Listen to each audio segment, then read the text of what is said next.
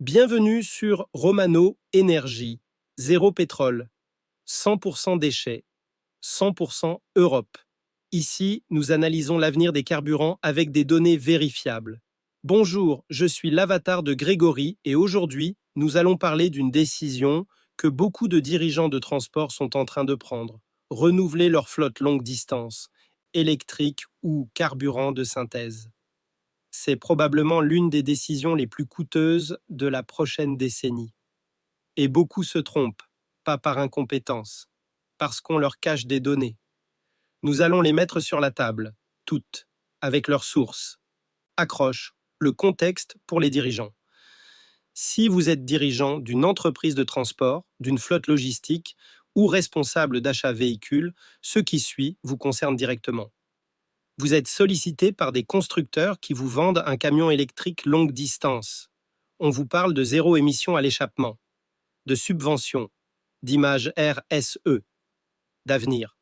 Mais personne ne vous parle du TCOE, le TCO environnemental, c'est-à-dire combien de tonnes de CO2 vous évitez réellement rapporté aux tonnes de marchandises que vous transportez sur 1 kilomètre pendant un an. Ce chiffre, personne ne vous le montre. Parce que si on vous le montrait, vous ne signeriez pas.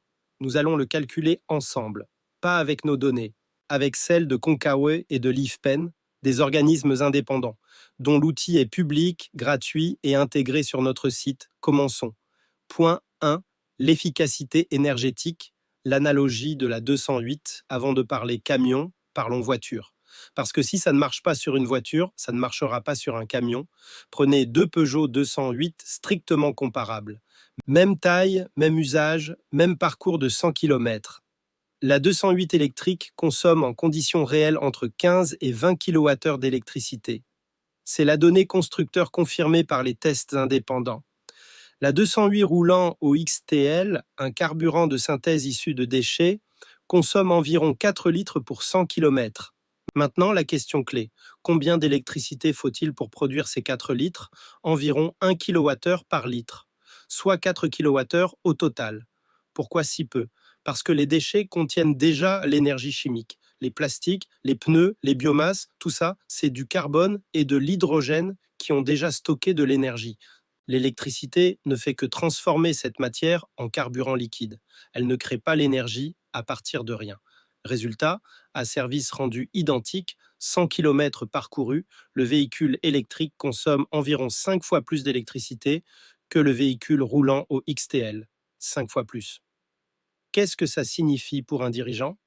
Que si votre électricité vient d'un mix carboné, et c'est le cas en Europe, vous consommez 5 fois plus de carbone indirect pour le même service. Ce n'est pas une opinion, c'est de la thermodynamique. Point 2, le poids des batteries. 6 tonnes de charge utile en moins. Maintenant, passons au camion. Un camion électrique longue distance porte une batterie d'environ 533 kWh. Avec une densité énergétique de 200 Wh par kilogramme, c'est la valeur utilisée par Concawe. Cette batterie pèse au minimum 2 tonnes et demie. En réalité, avec le boîtier, la gestion thermique, les protections, on atteint facilement 6 tonnes. 6 tonnes. Sur un poids lourd de 44 tonnes, c'est plus de 13% de la capacité totale.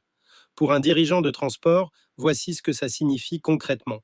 Si votre camion transporte habituellement 25 tonnes de marchandises, il en transportera 19. 6 tonnes de moins, à chaque voyage, chaque jour, toute l'année. Et ce n'est pas nous qui le disons. L'outil Concawe, développé par IFP Energies Nouvelles, ajuste automatiquement la charge utile du camion électrique à la baisse pour compenser la masse de la batterie.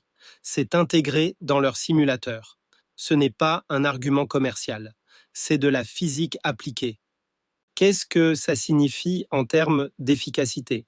Si vous transportez 6 tonnes de moins par voyage, vous avez deux options.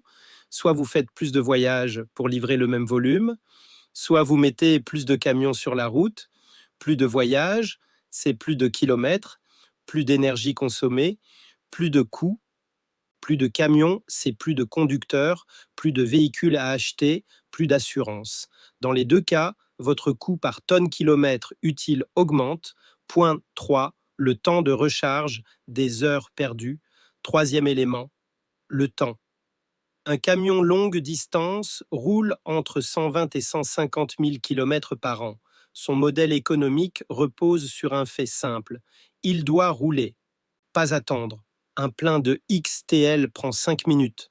Le conducteur fait le plein, il repart. Une recharge électrique d'un poids lourd, selon la technologie, prend entre 30 minutes et plusieurs heures. Et c'est dans le meilleur des cas. Borne disponible, puissance maximale. Pas de file d'attente. Dans la réalité, c'est pire. Les bornes haute puissance pour poids lourd n'existent pas à l'échelle nécessaire. Pas encore. Et quand elles existeront, il faudra que le réseau électrique les alimente. Sur les axes autoroutiers, aux heures de pointe, la question de la capacité réseau se posera de manière aiguë. Pour un dirigeant, voici le calcul. Si votre camion charge 2 heures par jour, il perd 2 heures de production. Sur une année de 250 jours ouvrés, c'est 500 heures perdues. À une vitesse moyenne de 75 km par heure, c'est l'équivalent de 37 500 km non parcourus. 37 500 km de production perdue, par camion, par an. Ça, c'est du chiffre que vous pouvez mettre dans votre tableau d'amortissement. Et là, ça empire. Parce qu'un camion, ça roule longtemps. Concao considère une durée de vie de 380 000 km au minimum. En réalité, un poids lourd longue distance dépasse souvent le million de kilomètres. Or, une batterie de camion ne tient pas 1 million de kilomètres. Elle se dégrade. Les chimies lithium-ion actuelles, utilisées dans les poids lourds, perdent significativement de leur capacité après plusieurs centaines de cycles complets. Concao le prévoit explicitement dans son outil. Le nombre de packs de batteries utilisées sur la durée de vie du véhicule est un paramètre ajustable. Par défaut, l'outil en met un. Mais sur 380 000 km, il en faut 2. 2 sets de batteries. Faisons le calcul ensemble. Concao chiffre la fabrication des batteries à 86 kg de CO par kWh. Cette valeur est basée sur l'étude de Chou et al., publiée en 2022 dans Resources, Conservation and Recycling. Elle reflète la production actuelle, majoritairement en Chine. Un camion électrique longue distance porte une batterie de 533 kWh. 2 sets, c'est 1066 kWh.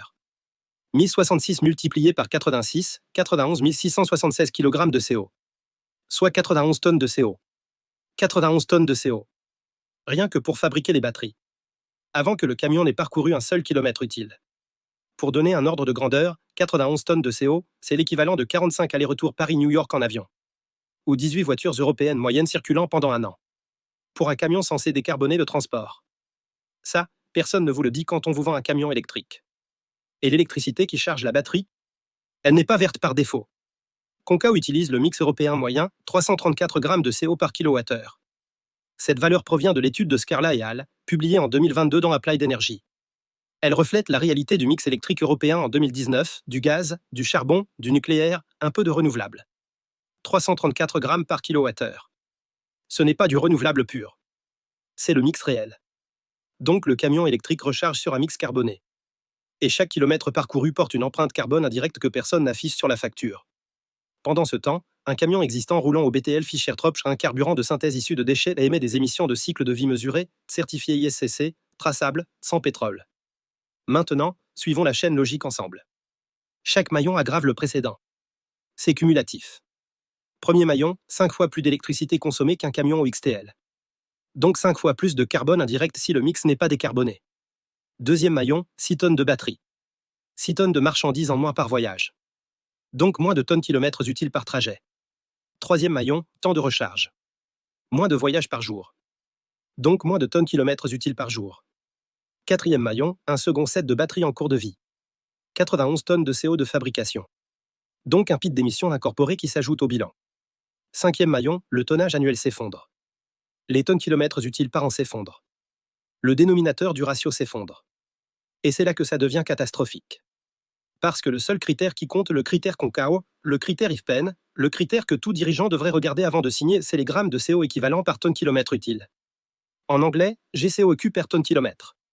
Si le dénominateur s'effondre, moins de charges utiles, moins de voyages, moins de kilomètres productifs, le ratio explose. L'efficacité carbone du camion électrique longue distance se dégrade. Mécaniquement. Mathématiquement. C'est un effet de ciseaux. Le numérateur, les émissions augmentent ou stagnent. Le dénominateur, le service logistique rendu s'effondre. Le ratio se dégrade. Point 7. Le coût, une aventure financière catastrophique. Et pendant ce temps, le camion électrique coûte environ le double d'un camion classique. Le double. Pour un véhicule qui transporte moins de marchandises, qui roule moins de kilomètres productifs, qui a besoin de 2 sets de batterie sur sa durée de vie et qui dépend d'une infrastructure de recharge qui n'existe pas à l'échelle nécessaire. Pour un dirigeant de transport, voici ce que ça signifie dans un tableau de bord. Investissement initial, le double. Charge utile, en baisse de 13%. Kilomètres productifs annuels, en baisse de plusieurs dizaines de milliers. Coût d'infrastructure, à venir, non chiffré. Dépendance matériaux critiques, batterie, cobalt, lithium, manganèse. Risque réglementaire, l'opt-out national, ETS, l'évolution du mix électrique, les normes batterie. Ce n'est pas une transition maîtrisée, c'est une aventure financière catastrophique et nous avons mis en place les outils pour que vous ne la fassiez pas. Point 8. Les outils Romano Energy pour éviter le piège. Sur romanoenergy.com, nous avons intégré l'outil Konkawe en accès libre, gratuit. Vous pouvez comparer vous-même toutes les motorisations diesel, XTL, BTL, Fischer-Tropsch, gaz, hydrogène, électrique sur le cycle de vie complet. Le résultat inclut tout: production du carburant, usage, fabrication du véhicule, batterie comprise. Le site vous guide en 3 étapes. Vous choisissez le type de poids, lourd. Vous ajustez les paramètres, distance, charge, mix électrique. Vous lisez le résultat en grammes de CO2 équivalents par tonne kilomètre. Et nous avons mis en accès privé une évaluation du TCO, avec des données scientifiques, pas un argumentaire commercial. Une évaluation basée sur la méthodologie Konkawe/IFPEN, adaptée à votre flotte, à vos trajets, à votre mix électrique local. L'étude est gratuite. 48 heures. On analyse votre consommation réelle, on chiffre le prix livré, on calcule votre gain de CO2, sans engagement. Et dans Liberty Flex, notre espace client, chaque livraison est tracée. Chaque kilo de CO2 évité est certifié ISCC, vérifiable par QR code, communicable à vos donneurs d'ordre, auditable à tout moment. 23 millions de kilogrammes de CO2 évités par nos clients en 2025. Certifié, audité, pas des promesses, des faits. Ce n'est pas de la communication, c'est de la preuve. Point 9. La solution BTL Fischer-Tropsch sur parc existant. La solution n'est pas de condamner le moteur, c'est de remplacer la molécule fossile. Un camion existant qui substitue son gazole fossile par du BTL Fischer-Tropsch, un carburant de synthèse issu de déchets sans pétrole, certifié, traçable, décarbone immédiatement. Qu'est-ce que ça change pour un dirigeant? Tout. D'abord, la charge utile, pas de batterie, pas 6 tonnes de poids mort. La marchandise reste la marchandise. Votre camion transporte sa charge maximale, à chaque voyage. Ensuite, le temps.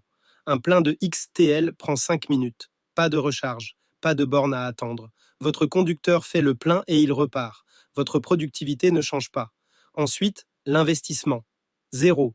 Le camion continue de rouler. Pas de nouveaux véhicules à acheter, pas de doublement du coût. Vous amortissez votre parc existant et vous le revendez normalement dans votre réseau. Ensuite, l'infrastructure. Le réseau de distribution existe déjà. 14 sites de stockage en France, 300 transporteurs partenaires, livraison sur tous vos sites. Et Konkawe le confirme, le BTL via Fischer-Tropsch est modélisé dans leur outil comme carburant à part entière, avec une option BECCS, bioénergie avec captage et stockage du carbone, qui rend le bilan carbone encore meilleur. Ce n'est pas de la théorie. Des entreprises l'ont déjà fait. Lafarge, sur plus de 30 dépôts et usines. Décarbonation à hauteur de 30% minimum, sans aucune adaptation matérielle, sans investissement, sans surcoût TCE. Escota et Vinci Autoroute. Leurs patrouilleurs et camions d'assistance roulent au pur XTL 90, là où l'électrique ne tient pas les distances. Lactalis. Le groupe laitier mondial décarbone sa logistique au XTL. Un engagement sur plusieurs milliers de tonnes de CO2 évitées, sans changer un seul moteur. Conexa Transport, transporteur frigorifique. Près de 1000 tonnes de CO2 évitées par an, sans toucher à ses camions ni à son exploitation. Compagnie des autobus de Monaco. Des dizaines de bus décarbonés, rapidement, sans nouveaux investissements. Yacht Club de Monaco.